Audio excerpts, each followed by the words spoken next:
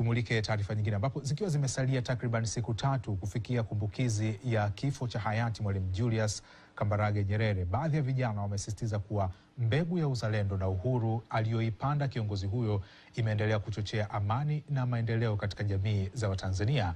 Taarifa zaidi na Remi Yasinti kutoka mkoani Morogoro. Vijana waliozaliwa miaka ya 2000 hawakumuona hayati baba wa taifa Mwalimu Julius Kambarage Nyerere, bali walisikia falsafa zake kupitia vitabu, vyombo vya habari na nyimbo za kizalendo. Kama sio juhudi zako Nyerere, kama sio juhudi zako Nyerere, na amani tungepata wapi?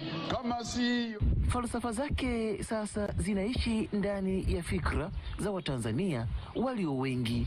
Alikuwa na falsafa yake iliyokuwa inasisitiza elimu ya kujitegemea, na Mwalimu alihamasisha sana swala la wananchi kufanya kazi, watu kufanya kazi. Mbegu ya uhuru na uzalendo aliyoipanda kiongozi huyu imekita mizizi na tayari Watanzania wanafaidi matunda yake. Akasababisha jamii ya leo hii inaishi katika nyanja zake na inafanya maendeleo ya taifa letu kwenda mbele, kwa sababu tu raia wote wana jamii hawaishi katika swala la udini wala ukabila, badala yake wanafanya kazi kama Watanzania kwa pamoja. Mwalimu Julius Kambarage Nyerere anastahili pongezi kwa sababu ameonyesha njia ya sisi kama Watanzania kufuata ili kufikia malengo, pia kuondokana na wale maadui watatu ambao ni ujinga, maradhi na maskini. Katika kuyaenzi maisha ya kiongozi huyu, taasisi ya kumbukumbu ya Mwalimu Julius Kambarage Nyerere inawakutanisha wanafunzi kutoka shule mbalimbali mjini Morogoro na kuwaasa kulinda amani ya nchi. Jambo la msingi katika maisha ni amani. Bila amani hakuna maendeleo. Bila amani hakuna heshima.